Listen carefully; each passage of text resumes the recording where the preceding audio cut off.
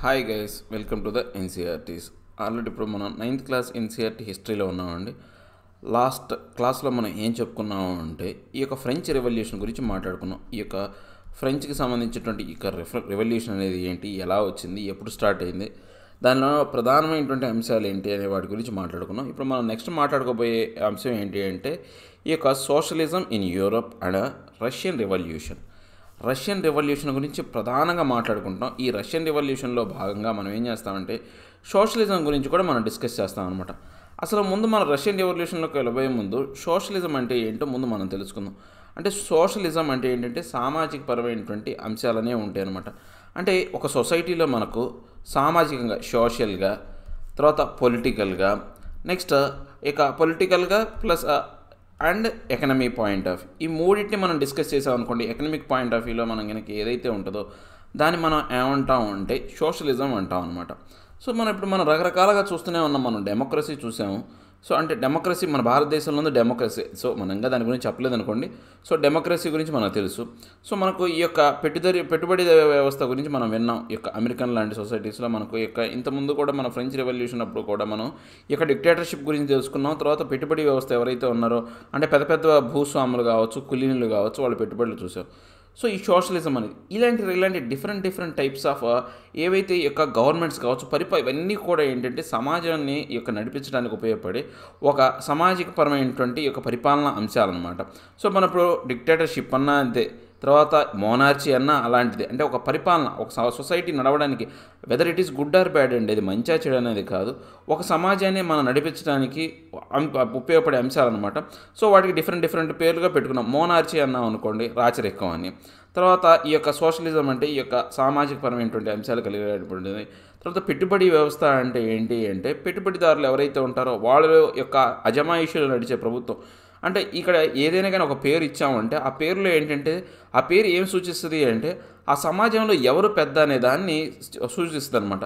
ఇక్కడ మనకు సోషలిజం అంటే కనుక మనం చూస్తే కనుక దీంట్లో సమాజం అనేది పెద్ద ఇక్కడ అంతే. దీంట్లో సమాజంలో ప్రత్యేకమైనటువంటి వ్యక్తి అనేవాడు. పెట్టుబడి వ్యవస్థలో చూసామనుకోండి పెట్టుబడిదారుడు అనేవాడు ఉంటాడు. తర్వాత మోనార్చీలో చూసామనుకోండి ఒక రాజు ఉంటాడు, ఒక డిక్టేటర్ అనేవాడు ఉంటాడు. డిక్టేటర్షిప్ అన్నా కానీ అంతే, ఒక డిక్టేటర్ లాంటి వ్యక్తిని, ఒక నియంత అనేవాడు ఉంటాడు అనమాట. సో ఇవన్నీ కూడా మనం చూస్తాం. సో ఇవన్నీ కూడా ఎందుకని అంటే రకరకాలైనటువంటి విధానాలు అనేవి ఎందుకు వచ్చినాయి అవన్నీ కూడా మనం ఇప్పుడు లెసన్లో చూద్దాం. అంటే ఒకే చోట కాకుండా డిఫరెంట్ ప్లేసెస్లో డిఫరెంట్ టైప్స్. అంటే అక్కడ ఉన్నటువంటి భౌగోళిక పరిస్థితులు ఏదన్నా కానివ్వండి, మనకు ఏదైనా కొత్త విధానం అనేది ఒకటి చోట వచ్చింది అంటే ఫస్ట్ మనం చూసుకోవాలంటే ఈ యొక్క భౌగోళిక పరమైనటువంటి పరిస్థితులు, తర్వాత ఆ యొక్క ఏదైతే ఉందో కల్చర్, మన సంస్కృతి ఏదైతే ఉందో దాన్ని అంటాం. తర్వాత దానికి కండిషన్స్ ఏవైతే ఉన్నాయో కొన్ని కండిషన్స్ అనేవి ఉంటాయి అన్నమాట, అక్కడ ప్రభావితం చేసే అంశాలు అనమాట. అవన్నీ కూడా కలిపి అక్కడ ఆ యొక్క ప్లేస్ యొక్క పరిపాలన విధానాన్ని, ఆ డెస్టినేషన్ని డిసైడ్ చేస్తాయి అనమాట. ఏదైతే ఆ డెస్టినేషన్ అనేది ఉంటుంది అనమాట దానికి సంబంధించి ఉంటుంది. మనం ఫ్రెంచ్ రెవల్యూషన్ కనుక మనం చూస్తే ఫ్రెంచ్ రెవల్యూషన్ అనేది మనం చూస్తే కనుక చాలా వరకు ఏంటి ఆ రెవల్యూషన్లో ఏంటి పూర్తిగా ఆ యొక్క మోనార్చీ నుంచి బయటపడడానికి కోసం కొంతవరకు ఫస్ట్ మోనార్చీని తొలగించారు. మోనార్చీని తొలగించిన తర్వాత ఏం చేశారు, ఈ యొక్క వాళ్ళకి అధికారం ఎవరి చేతుల్లోకి వెళ్ళిపోయిన తర్వాత మనం ఆల్రెడీ చెప్పుకున్నాం. ఈ యొక్క ఫ్రెంచ్ రెవల్యూషన్లో మెయిన్గా ఎవరైతే ఆదాయం బాగా సంపాదిస్తారో ధనికుల చేతుల్లోకి వెళ్ళిపోయింది. ధనికుల చేతిలో నుంచి మళ్ళీ ఫైట్ జరిగి సామాన్య ప్రజల్లోకి రావాలంటే మగవాళ్ళ చేతిలోకి వచ్చింది కొంతవరకు. మగవాళ్ళ ద్వారా మళ్ళీ ఫైట్ జరిగి ఆడవాళ్ళకి చివరికి ఈ యొక్క 1950s 1949 ఆ టైంలో 1940s టైంలోనే పూర్తిగా అందరికీ ఈ యొక్క యూనివర్సల్ ఓట్ ఫ్రాంచైజీ అనే దాన్ని ఇచ్చారండి. సో ఎక్కడ జరిగినా కానీ మనం ఏ యొక్క రెవల్యూషన్ చూసుకున్నా కానీ ఏదో ఒక వర్గం అనేది పూర్తిగా అణిచివేయబడుతుంది అనమాట. ఆ అణిచివేయబడినటువంటి వర్గం నుంచి వచ్చిన విప్లవమే ఆ యొక్క సమాజంలో మార్పును తీసుకురావడానికి కారణం అవుతుంది. మన భారతదేశంలో అయినా, ఫ్రెంచ్లో అయినా, రష్యాలో అయినా. సో మనం ఏదైనా కానీ ఎక్కడ చూసినా కానీ ఒకటే స్టోరీ, ఒక ఆయన వర్గాన్ని అణిచివేస్తారు, వాళ్ళే ఆ వర్గం వాళ్ళు అణిచివేత గురి అయ్యి తిరగబడతారు. ఆ తిరగబాటుల నుంచి ఒక కొత్త పరిపాలన విధానం అనేది వస్తుంది అనమాట. సో అవన్నీ కామనే కాబట్టి మనం ఎక్కువగా ఏ రిజర్వేషన్ గురించి కూడా మనం పూర్తి చరిత్ర అనేది తెలుసుకోకూడదు. అంటే ఏం జరిగింది, ఫస్ట్ ఏం జరిగింది, ఎవరిని కొట్టాడు, ఇలాంటివన్నీ చూడకూడదు. ఇలాంటి రెవల్యూషన్లు వచ్చినప్పుడు దాంట్లో జరిగినటువంటి డెవలప్మెంట్స్ చూడాలి. మెయిన్ ఇంపార్టెంట్ అంటే కొన్ని కొత్త విధానాలనే వస్తాయి, ఆ విధానాలు తెలుసుకోవాలా. కొన్ని ఇంపార్టెంట్ పీపుల్ అనేవాళ్ళు కొన్ని సిద్ధాంతాలను ప్రపోజ్ చేస్తారు. ఆ సిద్ధాంతాలు కనుక మనం తెలుసుకోగలిగితే చాలు. అంతేగాని రెవల్యూషన్లో కింగ్ మీద ఫస్ట్ ఎవరు దాడి చేశారు, అతను ఎవరిని చంపాడు, ఇవన్నీ మనం తెలుసుకున్నా కానీ మనకు కథ పాలు చెప్పుకోవడానికి బాగుంటాయి కానీ టైం వేస్ట్ అనమాట. సో మన యొక్క ఫ్రెంచ్ రెవల్యూషన్లో మనం చూసాం. మనకు ఫ్రెంచ్ రెవల్యూషన్లో కొత్తగా ఒక ఫ్లాగ్ అనేది, ఒక రకరకాల అయినటువంటి యొక్క సింబల్స్ అవన్నీ చూసాం. కానీ ఇక్కడ మనం ఈ యొక్క రష్యన్ రెవల్యూషన్ అనేది డిఫరెంట్ అనమాట. దీంట్లో కొన్ని టర్మినాలజీస్ అనేవి ఉన్నాయన్నమాట. ముఖ్యంగా లిబరల్స్, రాడికల్స్, తర్వాత కన్జర్వేటివ్స్. ఈ ముగ్గురు అనేవాళ్ళు, ముఖ్యంగా కన్జర్వేటివ్స్, లిబరల్స్, రాడికల్స్. ఇప్పుడు మనకి లిబరల్స్ ముందు మనం కన్జర్వేటివ్స్ అంటే ఏంటంటే సాంప్రదాయబద్ధమైనటువంటి వ్యక్తులు అనమాట వీళ్ళు. అంటే వీళ్ళు ఏంటంటే ప్రాచీన కాలం నుండి ఉండే ఆచారాలని వాళ్ళు ఏం చేస్తూ ఉంటారంటే వాటినే సపోర్ట్ చేస్తారు. వీళ్ళు కొత్తగా మార్పు అనే దాన్ని ఇష్టపడరు. కన్జర్వేటివ్స్ అంటే అంతే, సాంప్రదాయవాదులు అంటాం వాళ్ళని.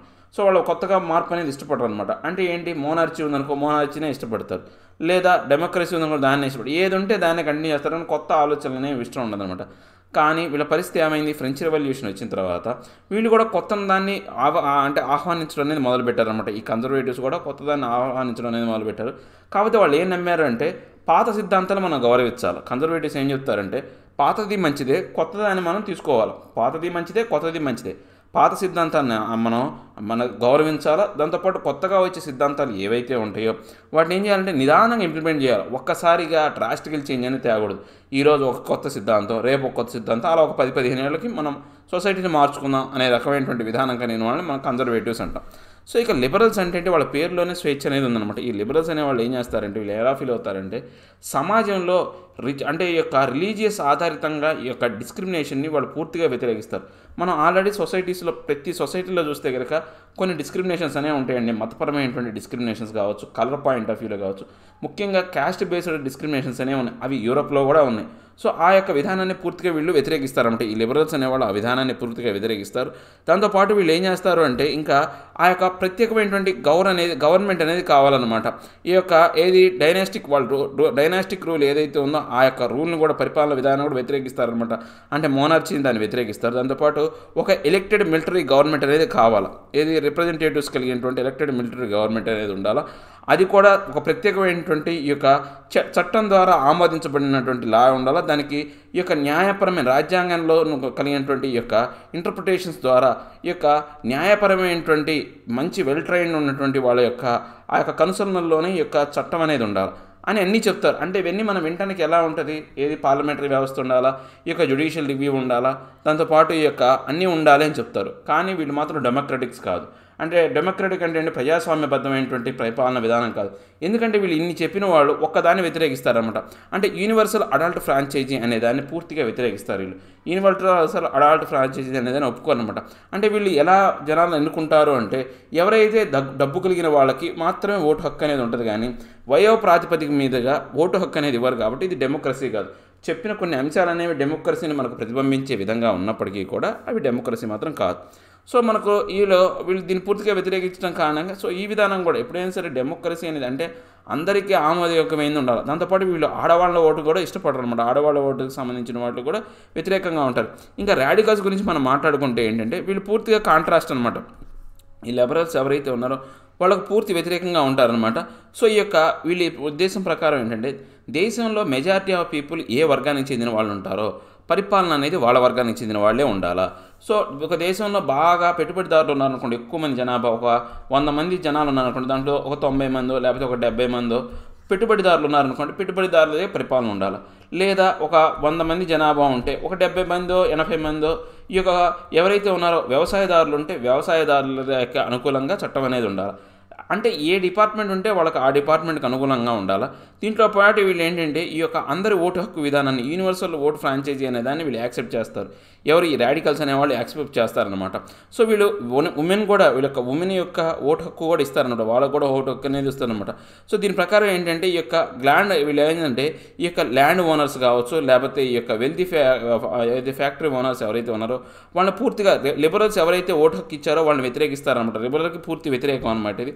సో అలా కాకుండా ఒక సమాజంలో ఎవరు ఎక్కువగా ఉంటే వాళ్ళకు అనుకూలమైనటువంటి సమాజం కావాలా, లేకపోతే వాళ్ళకు అనుకూలమైనటువంటి ప్రభుత్వం అనేది కావాలని చెప్పేసి ఈ రాడికల్స్ అనేవాళ్ళు ఉంటారనమాట. సో మనకు కన్జర్వేటివ్స్ గురించి మనం ఆల్రెడీ మాట్లాడుకున్నాం. సో కన్జర్వేటివ్స్ అనేవాళ్ళు ఏంటి, వీళ్ళు పూర్తిగా ఈ యొక్క లిబరల్స్ని రాడికల్స్ని అపోజ్ చేస్తారనమాట. కానీ వీళ్ళకి ఫ్రెంచ్ రెవల్యూషన్ తర్వాత కొంతవరకు ఈ యొక్క అంటే వాళ్ళు సపోర్ట్ చేసినప్పటికీ కూడా వాళ్ళు ఏం చెప్పారంటే పాత సిద్ధాంతాలను మనం గౌరవించాలా, కొత్త సిద్ధాంతాలు అనే వాటిని స్లో ప్రాసెస్లో కొత్తగా ప్రవేశపెట్టాలి అని చెప్పేసి ఇలా రకరకాలైనటువంటి విరుద్ధమైనటువంటి ఐడియాలు ఉన్నాయన్నమాట. సో మనకు ఇండస్ట్రియల్ సొసైటీ, సోషల్ చేంజ్ అనమాట. అంటే ఇప్పుడు మనకు ఇండస్ట్రియల్ సొసైటీ అనేది సామాజిక పరమైనటువంటి మార్పు అనేది ఎందుకు వచ్చింది అంటే ముఖ్యంగా పెట్టుబడిదారీ వ్యవస్థ, ముఖ్యంగా ఇండస్ట్రియల్గా మనం డెవలప్ అయ్యామన్నమాట. అంటే పారిశ్రామిక విప్లవం ఎప్పుడైతే వచ్చిందో యూరోప్లోనే మనకు రకరకాలైనటువంటి పరిపాలనా విధానాలు అనేవి స్టార్ట్ అయినాయి.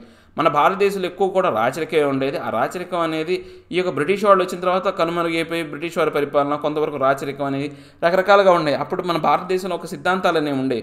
ఒక రాజు అనేవాడు ఏం చేయాలా, కౌటిల్యుని అదృశాస్త్రం ప్రకారం చాలా వరకు ఏంటంటే బ్రిటిష్ వాళ్ళు రాకముందు రాజు అనేవాడు ఎలా ఉండాలనే దాన్ని మనం పర్టికులర్గా కొన్ని సిద్ధాంతాలు అనేవి ఉన్నాయన్నమాట. సో వాళ్ళ దాన్ని అనుసరించే మన భారతదేశంలో పరిపాలన అనేది జరిగేది. సో ఏవైతే మనకు మొఘళ్ళు వచ్చినప్పుడు కొంత డిస్టర్బ్ అయింది, ఇంతకుముందు అలానే ఉండేది అనమాట. కాకపోతే మనకు ఇంటర్నల్ కాన్ఫ్లిక్ట్స్ అంటే ఏంటంటే ఒక రాజ్యం మీద ఒక రాజ్యం యుద్ధంతో మనం ఎప్పుడు కూడా ఎక్కువ దెబ్బతిని ఉన్నాం. ఇంతకుముందు మన భారతదేశంలో సంస్కృతి ప్రకారం, మన యొక్క హైందవ ధర్మం ప్రకారం అలాంటి పరిపాలన అనేది ఉండేది. కానీ మనకు ఈ యొక్క యూరోపియన్ మనకు యూనియన్స్ కంట్రీలోకి వెళ్ళేసరికి, యూరోప్ కంట్రీలోకి వెళ్ళేసరికి రకరకాలైనటువంటి విధానాలను వచ్చినాయి. ముఖ్యంగా ఏంటంటే ఇండస్ట్రియల్ సొసైటీ అనమాట. ఇండస్ట్రియల్ సొసైటీ కారణంగా ఏంటంటే రకరకాలైనటువంటి కొత్త విధానాలు అనేవి వచ్చినాయి అనమాట. అప్పుడు ఇండస్ట్రియల్ రెవల్యూషన్ కారణంగా ఏంటి అంటే రైల్వేస్ అనేవి కనిపెట్టారు. దాంతోపాటు కొత్త పనిముట్లు అనేవి వచ్చినాయి. దీని కారణంగా ఏమైందంటే పూర్తిగా ఈ యొక్క పన్నులు అంటే ఇంతకుముందు వరకు కూడా వ్యవసాయ ఆధారితమైనటువంటి జీవనాన్ని గడిపిన దేశాలన్నీ కూడా ఒక్కసారిగా పరిశ్రమల మీద పడ్డాయి. సో దాని కారణంగా ఏంది, ఫస్ట్లో ఇనీషియల్గా పరిశ్రమలు వచ్చినప్పుడు కూడా పరిశ్రమలు ఎవరిని కూడా ఇష్టపడలేదు. వాటి యొక్క ఎండ్ ప్రోడక్ట్ అంటే పరిశ్రమ నుంచి వచ్చిన వస్తువుని, అంటే ఫస్ట్లో ఏదైనా కొత్త వస్తువు వచ్చింది అనుకోండి, దాని మీద సరైనటువంటి అంటే ఇష్టాన్ని చూపించడం అనమాట. కొంతకాలానికి ఏమవుతుందంటే అది అనివార్యమైపోద్ది అనమాట. సో ఫస్ట్లో కూడా అలానే ఉంది. తర్వాత ఏమైంది, కొన్నాళ్ళకి ఎంప్లాయ్మెంట్ కోసం అందరూ కూడా ఉద్యోగాల కోసం వెళ్ళేవాళ్ళు. సో ఉద్యోగాల కోసం వెళ్ళినప్పుడు ఏంటి, అక్కడ ఆ ఫ్యాక్టరీస్లో వాళ్ళకు సరైనటువంటి సౌకర్యాలు ఉండేవి కాదు. అప్పుడు ఫ్యాక్టరీ చట్టాలు అనేవి ఉండేవి కాదు. గంటకి ఎన్ని గంటలు అంటే రోజుకి ఎన్ని గంటలు పని చేయాలో తెలిసేది కాదు. సో ఒకవేళ పని చేసినా వేతనాలు ఎంత ఇవ్వాలో తెలిసేది కాదు. సో దీని అన్ని కారణంగా అన్ఎంప్లాయ్మెంట్ ఎక్కువగా ఉండటం వల్ల ఏంటంటే పనులు చేయడం మొదలుపెట్టారు. దానివల్ల ఏమైంది అంటే తక్కువ జీతాలకు ఎక్కువ సమయం పనిచేయడం వల్ల వాళ్ళ ప్రొడక్టివిటీ వస్తుంది, వ్యాపారం బాగా అభివృద్ధి చెందిందనమాట. సో ఈ యొక్క అంశాన్ని ఏంటంటే ఈ యొక్క లిబరల్స్ కావచ్చు, రాడికల్స్ అనేవాళ్ళు ఇష్టపడ్డారనమాట. ఎందుకని అప్పుడు లిబరల్స్, రాడికల్స్ అనేవాళ్ళు వాళ్ళలోనే మార్పు, అంటే కొత్త దాన్ని కనిపెట్టాలి, కొత్తదాన్ని మనం ఇందాక చెప్పిన వాటిలో మార్పును కోరుకునే వాళ్ళు ఇద్దరే, లిబరల్స్ ఒకటి, రాడికల్స్ ఒకటి, వీళ్ళిద్దరే మార్పును కోరుకుంటారు. కన్జర్వేటివ్స్ అనేవాళ్ళు మార్పును కోరుకోరు. కాబట్టి ఎక్కువగా కూడా వీళ్ళు పెట్టిన ఫ్యాక్టరీలు కావచ్చు, ఇండస్ట్రియల్ డెవలప్మెంట్ సంబంధించిన ఎవరి ఉంటాయంటే అయితే లిబరల్స్ ఉంటాయి లేదా ఈ యొక్క రాడికల్స్ అనేవాళ్ళు ఉంటాయి అనమాట. సో వీళ్ళిద్దరే ఫ్యాక్టరీలు అవటం వల్ల వీళ్ళు ఎప్పుడైతే ఈ యొక్క తక్కువ వేతనాలతో, ఎక్కువ పని దినాలతో, పని సమయంతో పనిచేయటం వల్ల ఈ లిబరల్స్కి, రాడికల్స్కి అనేది బాగా ఆదాయం అనేది వచ్చింది. సో ఇన్ని సిద్ధాంతాలు మాట్లాడిన వీళ్ళంటే ఆ సిద్ధాంతాల గురించి మాట్లాడటం మానేశారు. సో వీళ్ళేంటి ఇంకా ఈ ఎంప్లాయీస్ మీద, అంటే ఈ యొక్క మానవుల యొక్క మీద ఎక్స్‌ప్లాయిటేషన్ అనమాట, దోపిడీని వీళ్ళు ఒప్పుకున్నారనమాట, ఈ లిబరల్స్ కావచ్చు, రాడికల్స్ కావచ్చు. సో దీని ప్రకారం ఏంటి, ఈ యొక్క లిబరల్స్, రాడికల్స్ అనే వాళ్ళు యొక్క ఈ రెవల్యూషన్స్ ఏవైతే ఉన్నాయో, కొత్తగా వచ్చిన మార్పులు ఏవైతే ఉన్నాయో వీటి కారణంగా ఏంటంటే 2018కి సంబంధించినటువంటి గవర్నమెంట్ యూరోప్లో కొత్తగా గవర్నమెంట్ ఏర్పాటు చేయాలనుకున్నారు అనమాట. ఇప్పుడు ఫ్రాన్స్, ఇటలీ, జర్మనీ, రష్యాలో కాకుండా ఈ యొక్క రెవల్యూషన్ అనేది స్టార్ట్ అయిందనమాట. ఎందుకని అప్పటి వరకు కూడా అక్కడ ఏమున్నాయి, పూర్తిగా మోనార్చీస్ ఉన్నాయన్నమాట. అంటే ఏంటి, ఈ యొక్క రాచరిక పరిపాలన అనేది ఉందన్నమాట. సో ఈ రాచరిక పాలన కారణంగా ఇక ప్రజల్లో మార్పు తీసుకురావాలనే ఉద్దేశంతో వాళ్ళ యొక్క విధానం అంటే ఏదైతే ఉందో ఆ ఇండస్ట్రీలు డెవలప్ అయ్యాయి. సో మోనార్చీలో వాళ్ళకి ఇంకో సమస్య ఏంటంటే మోనార్చీలో రాజు ఏం చేస్తాడు, డిక్టేట్ చేస్తాడు, వాళ్ళు చెప్పింది వీళ్ళు చేయాలన్నమాట. సో వాళ్ళ యొక్క ఆదాయం కూడా దెబ్బతినకుండా ఉండాలి అంటే అధికారం ఎవరి చేతుల్లోకి రావాలా, వాళ్ళ చేతుల్లోకి రావాలి. ఈ యొక్క రాడికల్స్, రిబరల్స్ యొక్క ఐడియాలజీ ప్రకారం ఏంటంటే రాజుగా పడగొడితే ఖచ్చితంగా అధికారం ఎవరి చేతుల్లోనే ఉంటుంది, వాళ్ళ చేతుల్లోనే ఉంటుంది అని చెప్పేసి వాళ్ళ ఉద్దేశం అనమాట. సో వీళ్ళు ఏం చేశారు, ఆ విధంగానే ఇప్పుడు ఏంటి ఈ యొక్క రెవల్యూషన్స్ అనేవి తీసుకొచ్చారనమాట. దాంతోపాటు ఈ యొక్క సోషలిజం అనేది మనం కనుక చూసుకుంటే, యూరోప్లో చూసుకుంటే 19th సెంచరీ నుంచి ఈ యొక్క సోషలిజం అనేది యూరోప్లో బాగా డెవలప్ అయింది, ఇండస్ట్రియల్గా డెవలప్ అయిన దగ్గర నుంచి. సో ఈ ఇండస్ట్రియల్ డెవలప్మెంట్ వచ్చిన దగ్గర నుంచి కూడా అంటే ఇంతకుముందు ఎక్కువగా వ్యవసాయం మీద ఆధారపడ్డ దేశాలన్నీ కూడా ఇప్పుడు పూర్తిగా ఏమైనాయి, ఈ యొక్క పారిశ్రామిక మీద ఆధారపడడానికి కారణమైనవి అనమాట. ఇప్పుడు మనకు ఈ సోషలిస్ట్ అనే వాళ్ళు చూసుకుంటే వాళ్ళకి రకరకాలైనటువంటి విజన్స్ అనేవి ఉన్నాయి అనమాట, డిఫరెంట్ విజన్స్ ఉన్నాయి. ఏది ఈ యొక్క అంటే రాబోయే కాలంలో ఈ యొక్క ప్రపంచం గురించి డిఫరెంట్ విజన్స్ ఉన్నాయన్నమాట. వీళ్ళు ఏంటంటే ఒక ఐడియా తీసుకొచ్చారనమాట, కోఆపరేటివ్స్, అంటే ఒకళ్ళకొకళ్ళు సహాయం చేసుకోవాలా, కోఆపరేటివ్ సొసైటీస్ అనేవి ఉంటాయి అనమాట. అంటే ఒకళ్ళనొకళ్ళు, అంటే ఈ యొక్క పని వాళ్ళు ఉన్నారనుకోండి, ఫ్యాక్టరీలో ఎంప్లాయీస్ ఉన్నారనుకోండి, ఆ కోఆపరేటివ్ సొసైటీ అనేది ఏదైతే పెట్టుబడిదారీ వ్యవస్థ కలిగినటువంటి ఈ యొక్క సొసైటీస్తో కలిసి పనిచేయాలన్నమాట. కలిసి పనిచేసి అభివృద్ధి తీసుకురావాలని చెప్పేసి వాళ్ళు ఒక విధానం తీసుకొచ్చారనమాట. దీని ప్రకారం ఏంటంటే ఈ యొక్క ఇంగ్లీష్ మ్యానుఫ్యాక్చర్స్ కావచ్చు, లేకపోతే ఈ యొక్క న్యూ హార్మోనీ సంబంధించినటువంటి ఇండియానాకు సంబంధించిన వాళ్ళు ఈ యొక్క కోఆపరేటివ్ కమ్యూనిటీస్ తీసుకొచ్చారనమాట. దీని ప్రకారం ఏంటంటే వీళ్ళు కోఆపరేటివ్స్ ఏవైతే ఉన్నాయో కోఆపరేటివ్ సొసైటీస్ని వీళ్ళు ఎంకరేజ్ చేసుకుంటూ వచ్చారనమాట. రాబర్ట్ ఓవెన్ కావచ్చు, లేకపోతే రాబర్ట్ ఓవెన్ అనే అతను, అంటే ఇది 1771 నుంచి 1858 వరకు కావచ్చు, లేకపోతే లూయిస్ బ్లాంక్ అనే అతను, వీళ్ళందరూ కూడా ఈ కోఆపరేటివ్ సంబంధించిన వాళ్ళే అనమాట. ఈ కోఆపరేటివ్ సొసైటీని సపోర్ట్ చేయాలని చెప్పేసి ఈ యొక్క ఇతనైతేనేమో ఈ లూయిస్ బ్లాక్ అనే అతనేమో ఫ్రాన్స్కు చెందిన వ్యక్తి. ఈ యొక్క రాబర్ట్ ఓవెన్ అనే అతను మనం ఏమైనా చూస్తే ఈ యూరోపియన్ ఇంగ్లీష్ మ్యానుఫ్యాక్చర్ అనమాట, అంటే యూఎస్ఏకి సంబంధించినటువంటి వ్యక్తి అనమాట. ఇక మనం కార్ల్ మార్క్స్ 1818 నుంచి 1883 వరకు కూడా మనం కార్ల్ మార్క్స్, నెక్స్ట్ ఫ్రైడ్రిచ్ ఎవరైతే ఉన్నారో ఆయన 1820 నుంచి 1895 వరకు, వీళ్ళని కనుక మనం చూస్తే ఏంటంటే వీళ్ళ కొత్త ఐడియాలజీస్ అనేవి, ఆర్గ్యుమెంట్స్ అనేవి తీసుకొచ్చారనమాట. కార్ల్ మార్క్స్ యొక్క ఐడియాలజీ ప్రకారం సొసైటీ ఏంటి అంటే క్యాపిటలిస్ట్ అనమాట. సొసైటీ అంటే కూడా పూర్తిగా పెట్టుబడిదారులదే. మనకు ఈ యొక్క సొసైటీ ఏదైనా కానీ ఉంది అంటే అది ఎక్కువగా పెట్టుబడిదారుల యొక్క ప్రభావం మీద నడుస్తుంది. అంటే ఈ యొక్క క్యాపిటలిస్టులు ఎవరైతే ఉన్నారో ఈ యొక్క క్యాపిటల్ ఇన్వెస్టెడ్ ఫ్యాక్టరీస్ అనమాట, అంటే ఎక్కువగా డబ్బులు అధికంగా పెట్టుబడి పెట్టగలిగేస్తారు వాళ్ళకి ఏదైతే ఫ్యాక్టరీస్ ఏవైతే ఉంటాయో వాళ్ళ ద్వారానే ఈ యొక్క సమాజం అనేది ఏర్పడుతుంది. కానీ వాళ్ళ యొక్క క్యాపిటలిస్టులకి లాభాన్ని తెచ్చేబెట్టేది మాత్రం వర్కర్స్. ఆ వర్కర్స్కి మాత్రం ఎటువంటి ఉపయోగం ఉండదన్నమాట. అంటే ఒక సమాజంలో సొసైటీ అనే దాన్ని మనం ముఖ్యంగా చూసుకుంటే, మనం బేస్గా తీసుకుంటే ఆ సొసైటీ ఎవరి మీద ఎక్కువగా ఆధారపడుతుంది అంటే క్యాపిటలిస్ట్ మీద ఎక్కువ ఆధారపడుతుంది. కానీ ఆ క్యాపిటలిస్టులకి ఆదాయం తెచ్చిపెట్టేది మాత్రం వర్కర్స్కి ఎటువంటి యొక్క ప్రాఫిట్ అనేది ఉండదన్నమాట. సో వీళ్ళకి దానికి సంబంధించి ఈ యొక్క కార్ల్ మార్క్స్ విధానం ప్రకారం ఈ యొక్క ప్రైవేట్ క్యాపిటలిస్ట్ ఎవరైతే ఉంటారో వాళ్ళందరూ కూడా అక్యుములేటెడ్ అనమాట. ప్రాఫిట్ అనే దాన్ని తీసుకోవడంలో వాళ్ళు ఇష్టపడతారు తప్పితే ఆ వర్కర్లకు సంబంధించినటువంటి ఎటువంటి ఇంప్రూవ్మెంట్ ఉండదు. వాళ్ళు ఏంటి అంటే ప్రైవేట్ ప్రాపర్టీ వల్ల వాళ్ళకి ఏం ఉపయోగం ఉండదు. వాళ్ళు ఎప్పుడూ కూడా ఎక్స్ప్లాయిటేషన్ అనమాట. వాళ్ళ యొక్క శ్రమ అనేది దోపిడీకి గురవుతుంది. వర్కర్స్ ఇంకా ఏమవుతారు, మన రాడికల్ సొసైటీలో మనం ఏమైనా చూసుకుంటే వాళ్ళు ఎప్పుడూ కూడా పావర్టీలో ఉంటారు. ఆ యొక్క ప్రాపర్టీ అనేది మనం ఏమైనా చూస్తే వాళ్ళకి ఎక్కువగా ఉండదు. సోషల్గా వాళ్ళని కంట్రోల్ చేయడానికి ఉపయోగపడుతుంది తప్పితే వాళ్ళు ఎప్పుడు కూడా డెవలప్మెంట్ అనేది ఉండదు, వాళ్ళకి ఎటువంటి ఉపయోగం ఉండదు ఈ యొక్క సొసైటీ విధానం ద్వారా అని చెప్పేసి చెప్పారనమాట. సో 1870s నుంచి కూడా మనం ఈ యొక్క సోషలిస్ట్ ఐడియాస్ ప్రకారం మనం కనుక చూసుకుంటే ఈ యొక్క యూరోప్ మొత్తం కూడా ఈ యొక్క ఐడియాస్ అనేవి స్ప్రెడ్ అయినాయి అనమాట. ఈ యొక్క సోషలిస్ట్ ప్రకారం ఏంటి అంటే ఈ యొక్క ఏవైతే సోషలిస్ట్ ఏమైంది ఈ యొక్క ఇంటర్నేషనల్ బాడీ అనే దాన్ని ఏర్పాటు చేశారనమాట. దీన్ని ఏమంటారు, సెకండ్ ఇంటర్నేషనల్ అంటారనమాట. సో దీని ప్రకారం ఇంగ్లాండ్, జర్మనీ అంటే ఇప్పుడు ఏవైతే పారిశ్రామిక విప్లవం వచ్చినాయో అక్కడే ఈ యొక్క విధానాలన్నీ ఉన్నాయన్నమాట. దీని ప్రకారం ఏంటంటే సోషల్ డెమోక్రటిక్ పార్టీ అనేది, అంటే అప్పుడు ఈ జర్మనీలో ఏమైంది అంటే కొంతవరకు ఈ యొక్క అసోసియేషన్స్ అనేవి ఏర్పడినాయి అనమాట. ఆ అసోసియేషన్ దేనికి సంబంధించి అంటే వర్క్డ్ క్లాసెస్ అనమాట. అక్కడ పనులు చేసుకునే వాళ్ళందరూ కూడా ఒక అసోసియేషన్గా ఏర్పడితే వాళ్ళు ఒక పార్టీని సపోర్ట్ చేశారు. ఏంటి, సోషల్ డెమోక్రటిక్ పార్టీ అనే దాన్ని సపోర్ట్ చేశారనమాట. అంటే ఇది వర్కర్లకు ఏవైతే కూలీ వాళ్ళు ఉంటారో అంటే ఒక ఫ్యాక్టరీలో పనిచేసే వాళ్ళకి అనుకూలమైనటువంటి పార్టీ అనమాట. సో అది వాళ్ళకి సహాయం చేస్తూ వచ్చేదనమాట. 1905లో కొత్తగా ఒక పార్టీ అనేది వచ్చిందనమాట. దీన్ని లేబర్ పార్టీ అంటారనమాట. ఏది, ఈ యొక్క యూనియన్స్ అనేవి. దీంట్లో ఈ యొక్క సోషలిస్ట్ ట్రేడ్ యూనియన్స్ అనేవి, యూనియన్స్ కావచ్చు లేకపోతే ఈ యొక్క బిజినెస్ పీపుల్ ఎవరైతే ఉన్నారో వాళ్ళు ఈ పార్టీని సపోర్ట్ చేయడం మొదలుపెట్టారనమాట. అంటే రెండు వర్గాల వాళ్ళు పార్టీని సపోర్ట్ చేయడం మొదలుపెట్టారనమాట. టిల్ 1914 వరకు కూడా ఈ యొక్క సోషలిస్ట్ అనేవాళ్ళు ఎప్పుడూ కూడా అధికారంలోకి రాలేదు. సామాజికంగా పరమైనటువంటి ఈ సోషలిస్ట్ అనేవాళ్ళు ఎప్పుడు అధికారంలో రాలేదు. ఎప్పుడు వచ్చినా కానీ రాడికల్స్ కావచ్చు లేకపోతే లిబరల్స్ అనేవాళ్ళు మాత్రమే అధికారంలోకి వచ్చారనమాట. సో సోషలిస్టుల యొక్క పరిపాలన విధానం అనేది ఎప్పుడు కూడా మన అధికారంలో చూడలేదన్నమాట. ఇప్పుడు ఏదైతే రష్యన్ రెవల్యూషన్ అనేది చూస్తే కనుక రష్యన్ రెవల్యూషన్ అనేది మనకు అక్టోబర్ రెవల్యూషన్ ఆఫ్ 1917 అంటాం అనమాట దీన్ని. సో దీన్ని ఫిబ్రవరి తర్వాత ఈ యొక్క మోనార్చీకి సంబంధించినటువంటి ఫిబ్రవరి 1917లో ఈ పూర్తిగా ఈ యొక్క రాచరికం అనేది పడిపోయిందనమాట. సో అక్టోబర్ రెవల్యూషన్ ఆఫ్ 1917 అంటే ఏదైతే మనకు రెండవ ప్రపంచ యుద్ధం మధ్య కాలంలోనే ఈ యొక్క రెవల్యూషన్ అనేది వచ్చింది. సో అందుకే మనకు 1914 వరకు కూడా సోషలిస్ట్ యొక్క పరిపాలన జరగలేదన్నాం. 1914 తర్వాత ఏం జరిగింది అంటే ఈ యొక్క 1914 తర్వాత ఈ రష్యాలో ఈ యొక్క సోషలిస్ట్ యొక్క ప్రభావం అనేది బాగా పెరిగిపోయిందనమాట. సో రష్యన్ ఎంపైర్ అయినటువంటి 1914 అనమాట. 1914లో రష్యన్ ఎంపైర్ కనుక చూసుకుంటే ఈ యొక్క టిసర్ నికోలస్ II అనే అతను ఆ రాజు అనమాట.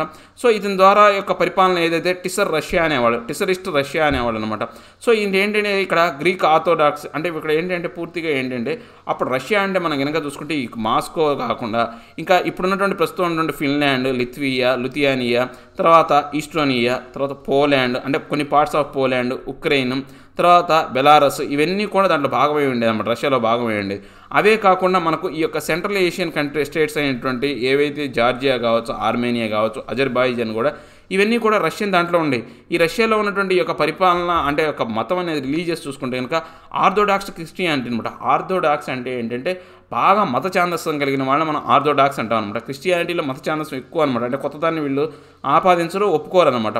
సో ఈ యొక్క గ్రీక్ ఆర్థోడాక్స్ చర్చిలు ఏవైతే ఉన్నాయో అవి ఏంటంటే క్యాథలిక్ కావచ్చు, పాస్టిస్టన్స్ కావచ్చు, ముస్లిమ్స్ కావచ్చు, బుద్ధిస్ట్, అవి కూడా ఆ చర్చ్తో పాటు ఇంకా ఇక్కడ కొన్ని కొత్త రకరకాలైనటువంటి మతాలు కూడా ఈ యొక్క రష్యాలో అప్పుడు ఉండేవి అనమాట. అంటే అప్పుడు ఏంటంటే అండి క్రిస్టియానిటీలో కూడా రకరకాలు ఉన్నాయన్నమాట. క్రిస్టియానిటీ ఆర్థోడాక్స్ అనేవాళ్ళు ఉండేవాళ్ళు, క్యాథలిక్స్ ఉండేవాళ్ళు, రోమన్స్ ఉండేవాళ్ళు, ఇలా రకరకాల క్రిస్టియానిటీ మతంలోనే డిఫరెంట్ వింగ్స్ అనేవి ఉన్నాయన్నమాట. సో తర్వాత ఎకానమీ అనేది సొసైటీ అనేది. సో ఇప్పుడు మనకు ఎప్పుడైనా సరే ఎకానమీ అనేది మనకు సొసైటీ అనేది దేని మీద ఆధారంగా వస్తుందంటే యొక్క ఎకానమీ మీద పరంగానే ఉంటుందండి. అంటే మనం ఇందాక చెప్పాం ఒక సొసైటీలో అయితే మనకు ఏంటి పెట్టుబడిదారు వ్యవస్థ ఉంటుంది. అంటే పెట్టుబడిదారుని పెట్టుబడులు పెట్టేవాళ్ళు వాళ్ళు డబ్బులు సంబంధించింది కదా, ఎకానమీకి సంబంధించింది కదా. ఒక దాంట్లో మనకు ఏంటంటే ఈ యొక్క ఎవరైతే మన సొసైటీలో చూసుకుంటే రైతులు అనేవాళ్ళు ఉన్నారు అనుకోండి, వాళ్ళు కూడా ఆదాయం ప్రకారంగానే. సో ఒకప్పుడు రష్యాలో ఏంటంటే మొత్తం 85% జనాభా అనేవాళ్ళు ఎప్పుడు కూడా అగ్రికల్చర్ మీద ఆధారపడేవాళ్ళు అనమాట. సో వీళ్ళు అగ్రికల్చర్ అనేది వీళ్ళు ప్రధానమైనటువంటి యొక్క జీవన వనరు అనమాట. సో ఈ యొక్క యూరోపియన్ కంట్రీస్లో మోస్ట్ కంట్రీస్ కూడా ఎక్కువగా ఈ యొక్క ఎక్కువ ప్రపోర్షన్ అనేది అగ్రికల్చర్ మీదే ఉండేయన్నమాట మామూలుగా చూస్తే కనుక. సో ఇప్పుడు ఈ యొక్క రష్యా కూడా ఎక్కువ శాతం అనేది అప్పుడు యూరోప్ కంట్రీలో ఎక్కువ, అంటే యూరోప్ ఖండానికి సంబంధించిన భాగంలోనే ఎక్కువగా ఉండేదన్నమాట. ఇంకా ఫ్రాన్స్, జర్మనీలో అయితే ఈ యొక్క వ్యవసాయం మీద ఆధారపడేవాళ్ళు ఫ్రాన్స్లో 40%, జర్మనీలో 50% అనేవాళ్ళు ఉండేవాళ్ళు అనమాట.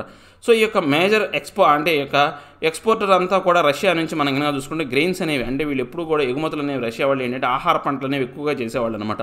సో ఇక్కడ రష్యాలో ఏంటంటే ఒక డిఫరెంట్ టైప్ ఆఫ్ విధానం అనేది ఉంది. 1890s వరకు మనం కనుక చూసుకుంటే అక్కడ ఫ్యాక్టరీస్ అనేవి కొత్తగా స్టార్ట్ అవుతున్నాయి అనమాట. అక్కడ మనము పీసెంట్స్ సంగతి కింద చూస్తే మనం ఇంతకుముందు పీసెంట్స్ అనేవాళ్ళు ఫ్రెంచ్ విప్లవంలో చూస్తే కనుక, ఫ్రెంచ్ రెవల్యూషన్లో మనం చూస్తే కనుక అక్కడ పీసెంట్స్ అనేవాళ్ళు పైన ఉన్నటువంటి ఈ యొక్క ల్యాండ్ లార్డ్స్ ఎవరైతే ఉన్నారో వాళ్ళ చేత అనగదొక్కబడి ఉన్నారు. కానీ రష్యాలో పరిస్థితులు వేరు. పీసెంట్స్ అనేవాళ్ళు ఎవరు కూడా ఆ పైన ఉన్నటువంటి రాజుకు కావచ్చు లేకపోతే ల్యాండ్ లార్డ్స్కి భయపడేవాళ్ళు కాదనమాట. వాళ్ళు ఏం చేసేవాళ్ళు అంటే ఈ యొక్క ల్యాండ్ లార్డ్స్ యొక్క మాట ఎక్కువగా వినేవాళ్ళు కాదు, వాళ్ళకి ఎక్కువగా కంట్రోల్లో ఉండేవాళ్ళు కాదు.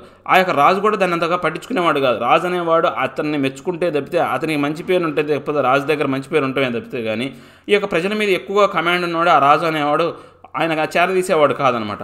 దానికి కారణంగా ఏమైంది, ఈ పీసెంట్స్ అనేవాళ్ళు పూర్తిగా ఆ ల్యాండ్ లార్డ్స్ని కొన్ని చోట్ల చంపేయటం, వాళ్ళ యొక్క నేలను ఆక్రమించుకోవడం, కొంతమంది కొంత సమాజం మొత్తం కలిసి కూడా వాళ్ళు ఏం చేసేవాళ్ళు, కొంత నేలను పంచుకునేవాళ్ళు, వాళ్ళకి కావాల్సినటువంటి అవసరాలన్నీ వాళ్ళే తీసుకునేవాళ్ళు అనమాట. సో అందుకనే అక్కడ మనం వెనక చూసుకుంటే లేనివాడిని అంటే ఉన్నవాడిని కొట్టు లేనివాడిని పెట్టనే విధానం అనేది అక్కడ రావడానికి కారణం అదే అనమాట. రష్యాలో మనకు ఏవైతే ఉన్నాయో కమ్యూనిస్ట్ భావజాలం కావచ్చు, ఈ సోషలిస్ట్ భావజాలం అనేది రావడానికి ముఖ్యమైనటువంటి కారణం ఏంటంటే అక్కడ ఉన్నటువంటి పరిస్థితులు, అప్పుడు ఉన్నటువంటి రైతుల యొక్క అంటే వాళ్ళ యొక్క ఆలోచన విధానం అనమాట. నెక్స్ట్ మనకి ఈ యొక్క సోషలిజం సంబంధించి మార్క్స్ కూడా ఏం చెప్పేవాడు, ఈ మార్క్స్ ఐడియాస్ అనేవాడు వాళ్ళ యొక్క మార్క్స్ యొక్క ప్రభావం అనేది ఎక్కువగా ఉంది. మార్క్స్ కూడా ఇంతకుముందు ఏం చెప్పాడు, ఎవరైతే ఈ యొక్క పెట్టుబడిదారి వ్యవస్థను పూర్తిగా వ్యతిరేకించేవాడు అనమాట. అందరూ ఎవరైతే అంటే పెట్టుబడిదారుడు మాత్రమే లబ్ధి పొందుతాడు, కష్టపడేది మాత్రం ఎవడైతే ఎంప్లాయీ ఉంటాడో వాడే కష్టం పడుతున్నాడు, వాడిని ఎక్స్‌ప్లాయిటేషన్‌కి గురి చేస్తున్నాడని చెప్పేసి కార్ల్ మార్క్స్ సిద్ధాంతం యొక్క విధానం అనేది ఉందన్నమాట. తర్వాత మనకు ఈ యొక్క ఏదైతే 1905లో మనకు ఒక రెవల్యూషన్ అనేది వచ్చిందనమాట. ఇది పూర్తిగా మనకు అటాక్రసీ అంటే ఏంటి అంటే కులీన ఒక దొర విధానం ఏంటి, దొరలను చూడటం అనేది అలాంటి విధానం అనేది పూర్తిగా అంతమైపోయిందనమాట. సో అటాక్రసీ రష్యా అనేది కనుక మనం చూసుకుంటే దొరలు అనేవాళ్ళు ఎక్కువగా ఉండేవాళ్ళు. అంటే ఆ పీసెంట్స్లో కూడా రకరకాలైనటువంటి దొరలు అనేవాళ్ళు, అంటే ఉన్న వాళ్ళలోనే గొప్పవాళ్ళు అనేవాళ్ళు ఉండేవాళ్ళు అనమాట. సో ఈ యొక్క లిబరల్స్కి సంబంధించినటువంటి రష్యాలో మనం కనుక చూసుకుంటే ఏంటంటే ఈ యొక్క సోషల్ డెమోక్రటిక్స్ అనేవాళ్ళు, సోషల్ రెవల్యూషనరీస్ అనేవాళ్ళు రకరకాలైనటువంటి వాళ్ళు ఉండేవాళ్ళు అనమాట. ఒకే సమాజంలో రకరకాలైనటువంటి వాళ్ళు ఉండేవాళ్ళు. తర్వాత ముస్లిమ్స్ డామినేషన్ ఉన్నటువంటి కొన్ని ఏరియాలు ఉండేవి అనమాట. వీటిని జాదిదిస్తీస్ అనేవాళ్ళు అనమాట. సో ఇది ఇస్లాంకు సంబంధించి అనమాట. సో వీళ్ళకి మనకు రియల్ ఏజెస్ అనేవి కనుక వీళ్ళకి చూసుకుంటే ఏంటంటే రోజుకి రష్యాలో ఏంటంటే 1904లో ఏంటంటే పూర్తిగా ప్రైసెస్ అనేవి ఒక్కసారిగా పడిపోయినాయి. వాళ్ళకి ఇచ్చేటువంటి డైలీ వేతనాలని 20% తగ్గిపోయినాయి అనమాట. ఎప్పుడైనా సరే ఒకసారి రేట్లు పెరగటం ఈ యొక్క అంటే వేతనాలు తగ్గిపోవడం వల్ల కారణం ఏమవుతుంది, ఈ యొక్క కొనుగోలు శక్తి అనేది దెబ్బతింటుంది అనమాట. సో ఈ కొనుగోలు శక్తి దెబ్బతింటం వల్ల ఈ యొక్క ప్రజల్లో ఏంటి అంటే తిరుగుబాటు అనేది స్టార్ట్ అవుతుంది అనమాట. ఆ తిరుగుబాటుతోనే వచ్చే ఉద్యమాలనే ఉంటాయి మనకు చాలా వరకు చరిత్రలో మనం కనుక చూసుకుంటే. సో తర్వాత ఏమైంది, 11,000 వర్కర్లు అనేవాళ్ళు సెయింట్ పీటర్స్బర్గ్ సంబంధించినటువంటి ఏదైతే ఉందో వాళ్ళు స్ట్రైక్ వెళ్ళిపోయారు. ఎందుకని మాకు జీతాలు పెంచాలా, ఈ యొక్క వర్కింగ్ కండిషన్స్ అనేవి మెరుగుపరచాలా. ఇంతకుముందు మాకు అక్కడ 12 నుంచి 15 గంటలు పని చేయించేవాళ్ళు, వాటిని మనం 8 గంటలకి రోజుకి పని విధానం అనేవి 8 గంటలు మాత్రమే చేయాలని చెప్పేసి చేసేవాళ్ళు అనమాట. సో ఆ యొక్క దాని ద్వారా వాళ్ళ 1100 అంటే 1,11,000 మంది ఒకసారిగా స్ట్రైక్ దిగారనమాట వర్కింగ్ కండిషన్స్ ప్రకారం. సొసైటీస్ అనేవి చెప్పాం కదా, ఆ సొసైటీస్ ప్రకారం ఉన్నటువంటి అందరూ కూడా ఈ యొక్క పనులు అంటే రెవల్యూషన్ అనేది వచ్చిందనమాట. ఈ రెవల్యూషన్లో రకరకాలైనటువంటి స్ట్రైక్స్ అనేవి అప్పుడే మొదలైనవి.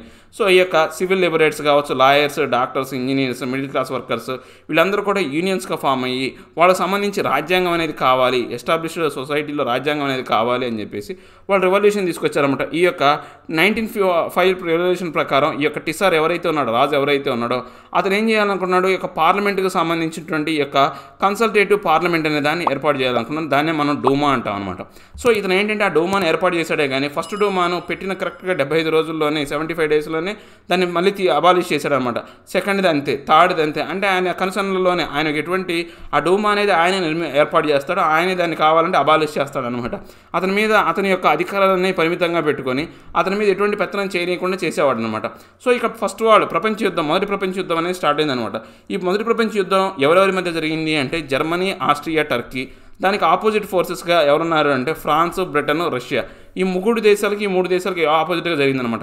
సో ఈ 3 దేశాలు అంటే మూడు దేశాలు అంటే యూరోపియన్ కంట్రీస్లోనే 3 దేశాలు జర్మనీ, ఆస్ట్రియా, టర్కీకి, ఫ్రాన్స్, బ్రిటన్, రష్యాకి జరిగినప్పుడు ఈ ప్రపంచ యుద్ధం ఎందుకైందంటే వీటన్నిటికి కూడా ప్రపంచవ్యాప్తంగా వీటి యొక్క పార్ట్స్ అనేవి ఉన్నాయి అనమాట, కాలనీస్ అనేవి ఉన్నాయి. ఇప్పుడు మన బ్రిటన్ చూసుకుంటే కనుక ఇండియా అనేది అప్పట్లో బ్రిటన్ కాలనీస్ చాలా ఉండేవి, ఫ్రాన్స్ కాలనీస్ చాలా ఉండేవి. తర్వాత రష్యాకి సంబంధించి అదే ఒక పెద్ద దేశం, జర్మనీకి అలానే ఉంది, ఆస్ట్రియా, టర్కీ పరిస్థితి కూడా అంతే అన్నమాట. సో ఈ కారణంగా ఏంటంటే ఇది ప్రపంచవ్యాప్తమైనటువంటి యుద్ధంగా మారిపోయింది అనమాట ఈ వరల్డ్ వార్. ఈ రష్యాలో ఏమైంది, ఆల్రెడీ ఈ రష్యాకు సంబంధించినటువంటి టిసార్ నికోలస్ II అనే అతని మీద ఆల్రెడీ ప్రజల్లో వ్యతిరేకత అనేది ఉంది. అతనికి సంబంధించినటువంటి విధానాలు అనేవి ఎవరు ఒప్పుకునేవాళ్ళు కాదు. సో ఈ డూమా అనే దాని గురించి ఆయన ఏంటంటే ఎక్కువగా పార్టీకి సంబంధించినటువంటి ఈ యొక్క డూమా అనే వాళ్ళ యొక్క ఏదైతే ఆమోదం లేకుండానే యుద్ధానికి వెళ్ళిపోయాడు అనమాట. దీని కారణంగా ప్రజలు అనేవాళ్ళు పూర్తిగా వ్యతిరేకత అయిందనమాట.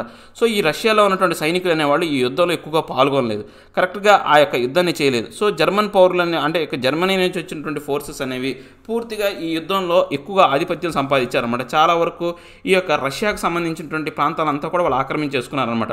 సో రష్యా వాళ్ళు చివరికి ఏం చేశారు అంటే ఆ సైన్యాన్ని వాళ్ళు ఎదుర్కోలేక ఆ సైన్యానికి తినడానికి ఉండే ఆహార పదార్థాన్ని తగలబెట్టడం, తర్వాత ఆ యొక్క భవనాలు వాళ్ళు నివసించి అంటే వాళ్ళ సిటీస్లోనే ఉండే భవనాలను ఏం చేశారంటే కూల్చేశారనమాట.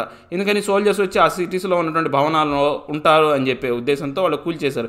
ఇదంతా కూడా ఈ టిసర్ అనే రాజు యొక్క ఆయన యొక్క ఏదైతే ఉందో డైరెక్షన్స్లోనే జరిగిందనమాట.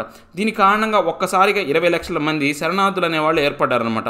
ఈ యొక్క పూర్తిగా జర్మనీ అంతా కూడా ఈ యొక్క బాల్టిక్స్ ఆసి మొత్తం కూడా కంట్రోల్లోకి తీసుకొని తర్వాత ఈ యొక్క ఏదైతే రష్యాలో పూర్తిగా ఒక 20 లక్షల మంది శరణార్థులు అనేవాళ్ళు అంటే వాళ్ళ నివాసం లేకుండా, ఆహారం లేకుండా పూర్తిగా అన్ని దెబ్బతిన్నాయి అనమాట.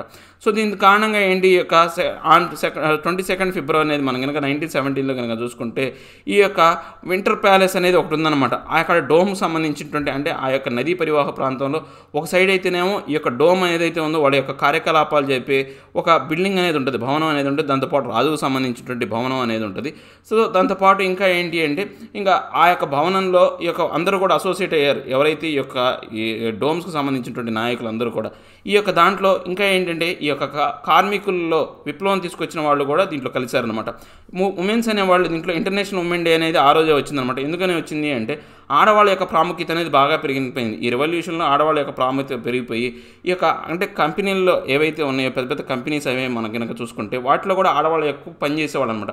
వాళ్ళు ఎలా పనిచేసేవాళ్ళు, మగవాళ్ళ కన్నా చాలా తక్కువ శాలరీ ఇస్తావు, చాలా తక్కువ. ఎంత తక్కువ అంటే వాడు మగవాడికి ఒక 3 రూపాయలు ఇచ్చారనుకోండి, ఆడవాళ్ళకి ₹1 మాత్రమే ఉండేదన్నమాట శాలరీ. ఎక్కువ శ్రమ అనేది వాళ్ళే పడేవాళ్ళు, ఎక్కువ కష్టం అనేది వాళ్ళు చేసేవాళ్ళు అనమాట.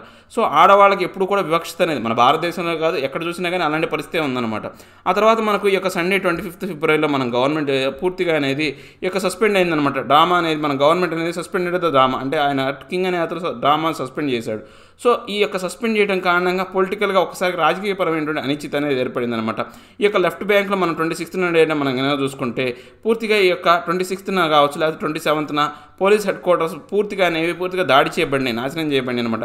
ఇలాంటి అన్ని కారణాల వల్ల కారణంగా ఏంటంటే ఈ యొక్క రష్యా విప్లవం అనేది విపరీతంగా కొనసాగిందనమాట. ఆ తర్వాత ఏమైంది, అక్కడ ఉన్నటువంటి ఈ సోవియట్ కావచ్చు కౌన్సిల్ అనేవాళ్ళు ఆ డ్రామా బిల్డింగ్ మొత్తాన్ని కూడా వాళ్ళు ఆక్రమించేసుకున్నారనమాట.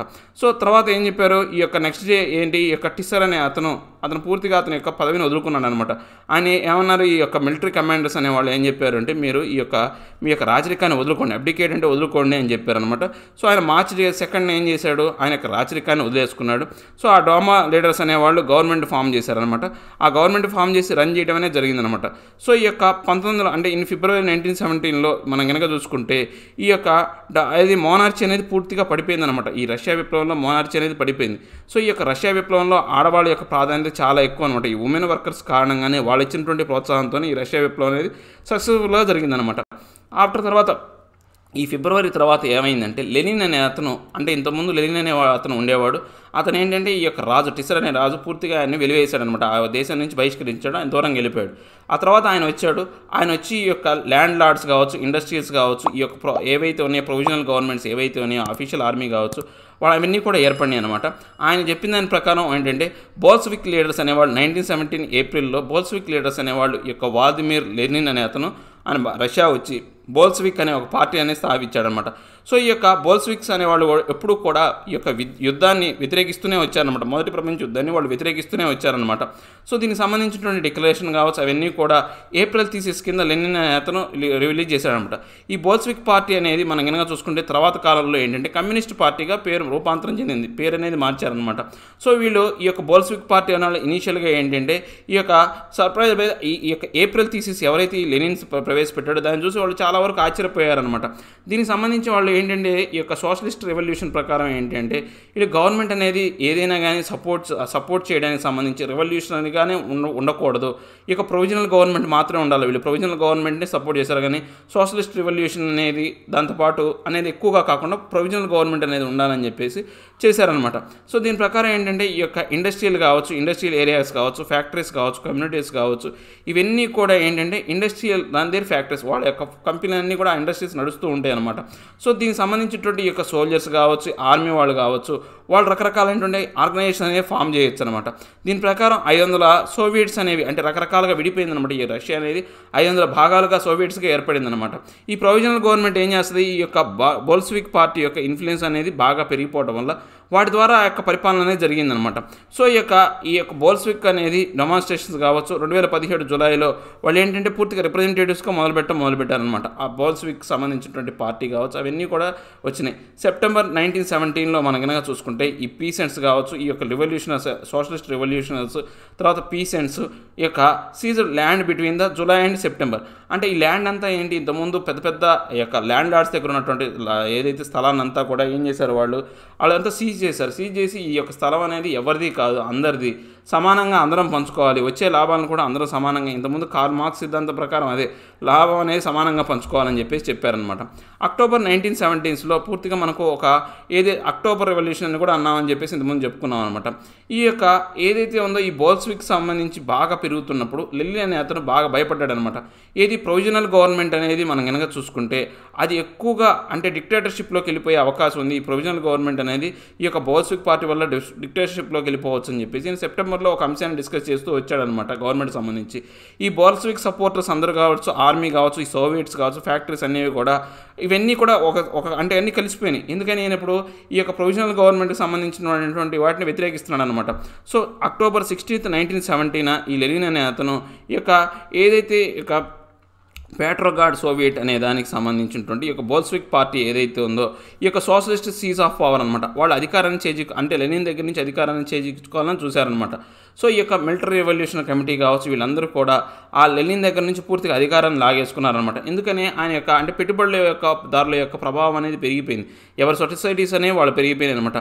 సో అక్టోబర్ 24కి వచ్చేసరికల్లా మనకి ఈ యొక్క ట్రబుల్ అనేది ప్రైమ్ మినిస్టర్ ఎవరైతే ఉన్నారో కెరెన్స్కీ అనే అతను పూర్తిగా అతన్ని అంటే అక్కడి నుంచి పంపించేశారనమాట. సిటీ నుంచి దూరంగా సమ్మన్స్ అనేవి పంపించారనమాట.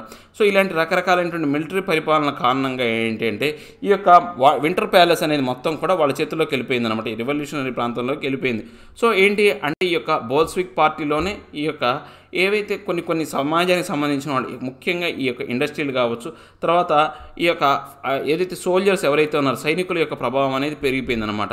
వాట్ చేంజ్డ్ ఆఫ్టర్ అక్టోబర్ తర్వాత ఏం మార్పులు అనేవి వచ్చినాయని చూసుకుంటే ఈ యొక్క బోల్స్విక్స్ అనేవాళ్ళు పూర్తిగా ప్రైవేట్ ప్రాపర్టీ అనే దానికి సంబంధించినటువంటి పూర్తిగా వ్యతిరేకత అనేది ఉంది. ఆల్రెడీ ప్రైవేట్ ప్రాపర్టీ అనేది లేకుండానే చేశారు, వీళ్ళ వ్యతిరేకత అనేది ఉందన్నమాట. ఇప్పుడు మనకు ఇండస్ట్రీస్ అనేవి కావచ్చు, బ్యాంక్స్ అనేవి వీటి ప్రకారం ఏంటంటే వాళ్ళ ప్రైవేట్ ప్రాపర్టీని వ్యతిరేకించడమే కాకుండా ఈ యొక్క బ్యాంకులు కావచ్చు, ఇండస్ట్రీలు అన్నింటినీ కూడా జాతీయకరణం చేశారంట 1917 నవంబర్లో.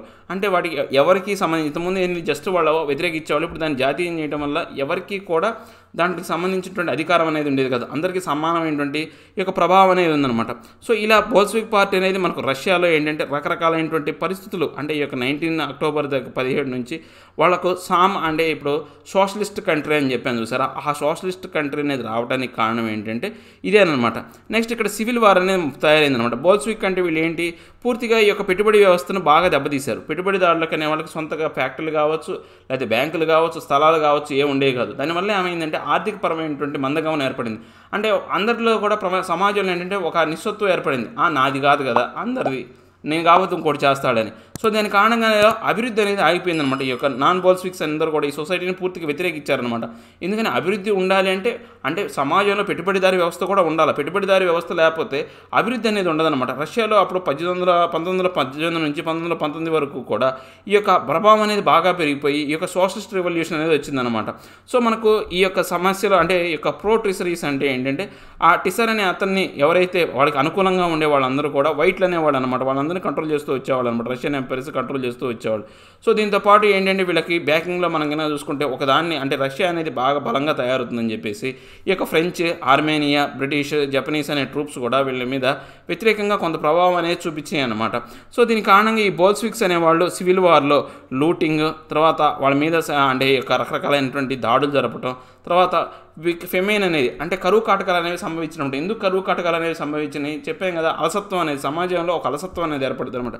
అంటే నా వస్తువు మీద మనకు ఉంటుంది, అప్పుడు మనం ఉన్నామండి, మనం ఇంటిని శుభ్రంగా ఉంచుకుంటాం. అదే మన ఇంటి ముందున్న రోడ్డు మనం చూడాలి అంటే ఏమంటాం, ఈ యొక్క మున్సిపాలిటీ వాళ్ళు రావాలి అంటాం అనమాట. సో దీని కారణంగా ఏమవుతుంది, ఈ యొక్క యుఎస్ఎస్ఆర్ అనేది బాగా అప్పట్లో ఏంటంటే ప్రభావవంతమైనటువంటి దేశంగా, అంటే ఇప్పుడు ఇండస్ట్రియల్గా అంటే ప్రతి ఒక్క దేశం అనేది మనం చూస్తే అయితే ఇండస్ట్రియల్గా డెవలప్ అయి ఉంటుంది, లేకపోతే ఈ యొక్క ఏదైతే వ్యవసాయ పరంగా బాగా ఉంటుంది. కానీ రష్యాలో ఉన్న సొసైటీ ప్రకారం ఏంటంటే వ్యవసాయ పరంగాను బాగా అభివృద్ధి చెందిన దేశం. ఎందుకని అభివృద్ధి చెందుతున్న దేశం, తర్వాత ఇండస్ట్రియల్ పాయింట్ ఆఫ్ వ్యూలో బాగా అభివృద్ధి చెందుతున్న దేశం. ఎందుకంటే అక్కడ రష్యాలో మనం కనుక చూసుకుంటే ల్యాండ్ అవైలబిలిటీ అనేది ఎక్కువ. ప్రపంచంలో అత్యంత పెద్ద దేశం, మొట్టమొదటి పెద్ద దేశం ఏదంటే రష్యానే. సో అంత పెద్ద దేశం అనమాట, జనాభా అనేది తక్కువ. దాని కారణంగా ఏంటంటే వాళ్ళకు ఇండస్ట్రీలు పెట్టుకోవడానికి ఎక్కువ ప్లేస్ అనేది ఉంది, దాంతోపాటు వ్యవసాయం చేయడానికి కూడా ఎక్కువ ప్లేసే ఉందన్నమాట. నెక్స్ట్ సోషలిస్ట్ సొసైటీ అనమాట. ఈ యొక్క సోషలిస్ట్ సొసైటీ ప్రకారం ఏంటంటే సివిల్ వార్ అనేది అయిపోయింది. బోల్స్విక్ అనేవాళ్ళు ఈ యొక్క ఇండస్ట్రీస్ కావచ్చు, బ్యాంక్ సంబంధించినటువంటి నేషనలైజేషన్ అనేది చేశారు. సో ఈ యొక్క బోల్స్విక్ అనేవాళ్ళు కనుక మనం చూసుకుంటే ఈ యొక్క ల్యాండ్కి సంబంధించినటువంటి ఈ యొక్క డిమాన్స్ట్రేషన్ సంబంధించినటువంటి అంశాలు అనేవి కూడా ఎక్కువగా వాళ్ళు మాట్లాడుతూ ఉండేవాళ్ళు. అంటే ల్యాండ్ అనేది ఎవరికి ఇచ్చేవాళ్ళు కాదు. వాళ్ళు ఏం చేసేవాళ్ళు, ఇండస్ట్రీస్లో బ్యాంక్ నేషనలైజ్ చేశారు అంటే ల్యాండ్ అనేది ఒకటి మీద మాత్రం ఉండేది కాదనమాట. సో దీనికి సంబంధించి వీళ్ళు ఏంటి 5 year ప్లాన్స్ అనేవి, ఇలా రకరకాలైనటువంటి విధానాలు అనేవి, రకరకాలైనటువంటి విధానాల ద్వారా డెవలప్ చేయాలని చెప్పేసి వీళ్ళు చాలా వరకు కష్టపడ్డారనమాట. సో వీళ్ళ కష్టాలన్నీ కూడా వీళ్ళకి ఎలాంటి దారి తీసింది అంటే మనకు సామాజిక పరమైనటువంటి ఈ యొక్క సోషలిస్ట్ కంట్రీ ఏదైతే ఉందో కమ్యూనిస్ట్ విధానం, సోషలిస్ట్ విధానానికి ఎక్కువగా దారి తీసే విధంగా ఈ యొక్క సమాజం అనేది ఏర్పడింది అనమాట.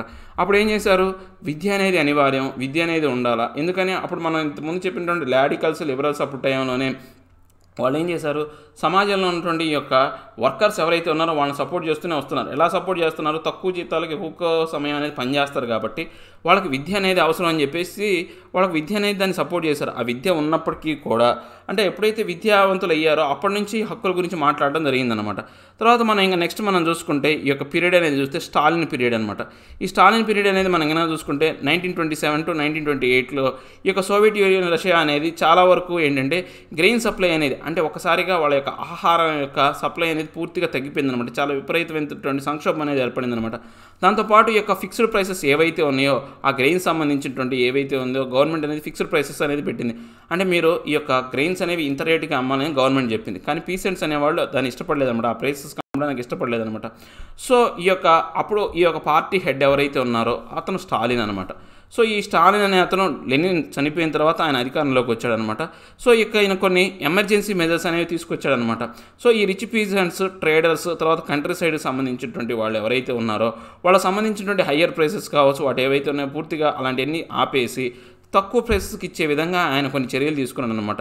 సో ఈ యొక్క పార్టీ మెంబర్స్ అనేవాళ్ళు ఈ గ్రెయిన్ ప్రొడ్యూసింగ్ ఏరియాస్ ఏవైతే ఉన్నాయో వాటి మీద ఆధిపత్యం సంపాదించాలని గ్రెయిన్ కలెక్షన్స్కి ఎక్కువగా వాళ్ళు ప్రాధాన్యత అనేది ఇచ్చారనమాట. సో దీని ప్రకారం ఏంటంటే లెనిన్ చెప్పిన దాని ప్రకారం ఏంటంటే ఒక సొసైటీ అనేది మనం చూస్తే కనుక ఆ సొసైటీ అనేది కామన్గా ఉండకూడదు. ఎలా ఉండాలి అంటే ఆయన చెప్పిన దాని ప్రకారం వ్యవసాయ పెట్టుబడిదారులందరూ ఒక దాంట్లోనూ, తర్వాత రైతులందరూ ఒక దాంట్లోనూ, శ్రామికులందరూ అంటే ఎవరో పరిశ్రమలో పనిచేసే వాళ్ళందరూ కూడా డిఫరెంట్ సొసైటీస్లో ఉండాలి అని చెప్పాడనమాట. సో ఆ యొక్క డిఫరెంట్ సొసైటీలో వచ్చేసరికి ఆ సొసైటీల పాయింట్ ఆఫ్ వ్యూలో డిఫరెన్షియేషన్ అనేది ఏర్పడి ఒకళ్ళ మధ్య ఒకళ్ళకి వివక్షత అనేది ఏర్పడింది అనమాట. అప్పట్లో ఎలా ఉండేది అంటే ఒక ఇండస్ట్రీలో పనిచేస్తాను అనుకోండి, ఇప్పుడు సపోజ్ వాడు కనుక స్టీల్ ఇండస్ట్రీలో పనిచేస్తున్నాను అనుకోండి, వాడికి సపరేట్ డ్రెస్సింగ్ స్టైల్ అనేది ఉంటుంది. ఏ ఇండస్ట్రీలో పనిచేసే వాళ్ళకి సపరేట్ ఒక డ్రెస్సింగ్ అనేది ఉంటుంది అనమాట. ఆ డ్రెస్సింగ్ ప్రకారం వాళ్ళు ఏమని ఫీల్ అయ్యేవాళ్ళు అంటే స్టీల్ ఇండస్ట్రీ అనేది అప్పుడు బాగా అభివృద్ధి చెందుతున్నటువంటి ఇండస్ట్రీ అనమాట. వాడు ఒక పెద్ద అంటే ఒక దొరలాగా ఫీల్ అయ్యేవాడు. ఆ స్టీల్ వర్క్లు నేర్చుకున్నవాడు ఎవడైనా కానీ ఒక దొరలాగా ఫీల్ అయ్యేవాడు అనమాట. అలా ఉండేదన్నమాట. వాళ్ళు చేసే పనుల ద్వారా కూడా వాళ్ళ అభివృద్ధి అనేది జరిగిందనమాట. అంటే వాళ్ళ యొక్క బిహేవియర్ అనేది మారిపోయిందన్నమాట. వివక్షత అనేది సమాజంలో వివక్షత అనేది వచ్చిందనమాట. Next the global influence of Russian revolution and USSR. అంటే ఈ యొక్క రష్యన్ రెవల్యూషన్ వల్ల ఏమేమి గ్లోబల్గా ప్రపంచవ్యాప్తంగా ఏం మార్పులు వచ్చినాయి అంటే ఈ యొక్క యూరోపియన్ కంట్రీస్లో చాలా వరకు ఈ రష్యన్ రెవల్యూషన్లో మార్పులు అనేవి వచ్చినాయి అనమాట. ఏదైతే ఈ యొక్క సోషలిజం అనేది తయారైంది, ఈ యొక్క బోల్స్విక్ పార్టీస్ కావచ్చు, అలానే మన భారతదేశంలో వీటికి సంబంధించినటువంటి కొన్ని అంశాలు మాట్లాడడం కూడా చాలా వరకు లెనిన్, మార్క్సిస్టు వీటి గురించి మన భారతదేశంలో స్టాలిన్ గురించి మాట్లాడడం అనేది బాగానే జరిగిందనమాట. సో ఈ కంట్రీకి సంబంధించినటువంటి ఈ యొక్క ఏంటంటే బ్యాక్వర్డ్ పవర్గా, గ్రేట్ పవర్గా అభివృద్ధి చెందిందనమాట. ఈ యొక్క ఇది సోషల్ రెవల్యూషన్ కారణంగానే ఈ యొక్క రష్యా అనేది అప్పట్లో ఏంటంటే ప్రపంచానికి పెద్ద బలమైనటువంటి శక్తివంతమైనటువంటి దేశంగా రష్యా అనేది ఆవిర్భించడానికి కారణం ఏంటంటే ఈ యొక్క రష్యన్ రెవల్యూషన్ అనమాట. ఈ రెవల్యూషన్ కారణంగానే రష్యా అనేది బాగా డెవలప్ అయిందనమాట. సో ఇంక ఇదండి ఈ యొక్క 9th క్లాస్ సంబంధించినటువంటి హిస్టరీకి సంబంధించినటువంటి రష్యన్ రెవల్యూషన్. ఇచ్చే ఉంటుంది అనుకుంటున్నాను. నచ్చితే లైక్ చేయండి, షేర్ చేయండి. మీరు ఏదైనా చెప్పాలి అనుకుంటే కింద కామెంట్ రూపంలో తెలియజేయండి. ఇంకా సబ్స్క్రైబ్ అవ్వడం ఎవరైనా ఉంటే సబ్స్క్రైబ్ అవ్వండి. Thank you very much.